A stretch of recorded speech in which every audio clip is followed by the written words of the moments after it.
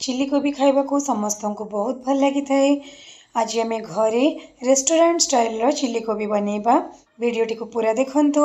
जदि रेसिपी पसंद आसीबो तेबे लाइक करिवे, शेयर करिवे, चैनल को सब्सक्राइब करबा को जमा भी भूलिबेनी।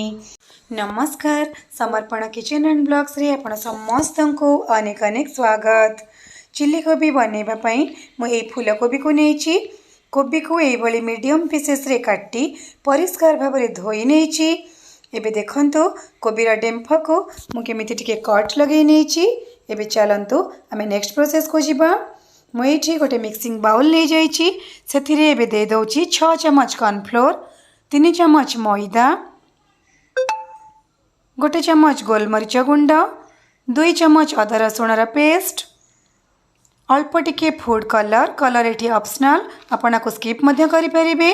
स्वाद अनुसार लूण ए सब को दे सारिबा परे आमे आकु टिके सुखिला रे ए भली भाबरे मिसई नबा। मिसई सारिबा परे टिके पानी दे आकु आमे गोळेई नबा, जेमते कि गोटे स्मूथ बैटर बनिबो। पानी एका बेले देबेनी, रही रही टिके टिके पानी दे आकु आमे मिसई नबा।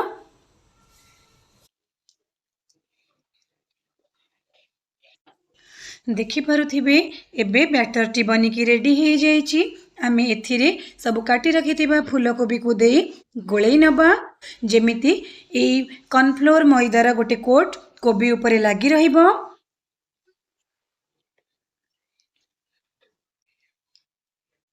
एठी मैदा कॉर्नफ्लोर बैटर रे कोबी बहुत भल भाव में गोलई हो जाइए।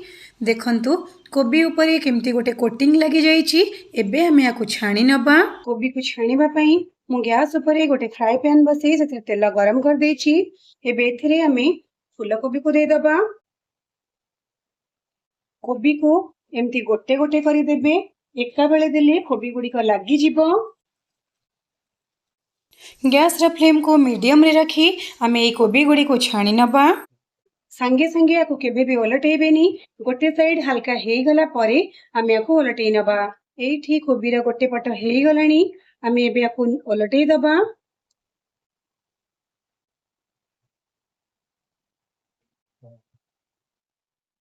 कोबी गुडी को एबे एठी पूरा भल भाव में छाणी ही गलानी, आमे याकु एबे बाहर कर नबा।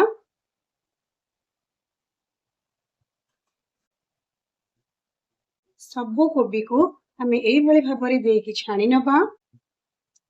एठी एई कोबी गुडी को मध्य हेई गलानी, आमे याकु गोटे जगह को बाहर कर नबा। कोबी गुडी को छाणी सारिबा परे मु एबे आ गोटे कढ़ाई बसई तेल गरम कर नेछि।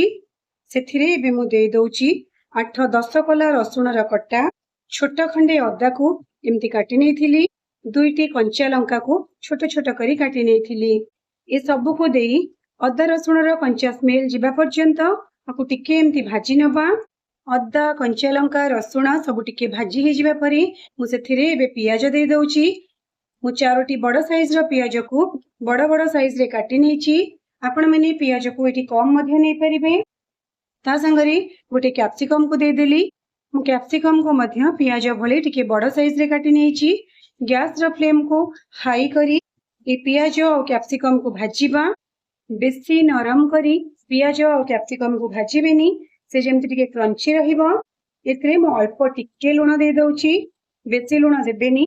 सोया सॉस रे लूण रही थाए, आमे कोबी छाणीला बेले मध्य लूण देथिले, तेणु एठी देखिकी अल्प टिके लूण देबे। पियाज कैप्सिकम भाजीबा भितरे आमे सब सॉस को गोटे जगह रे मिसई नबा। मु एठी एई चम्मच रे मापी 3 चम्मच दे दउछि टमाटो सॉस।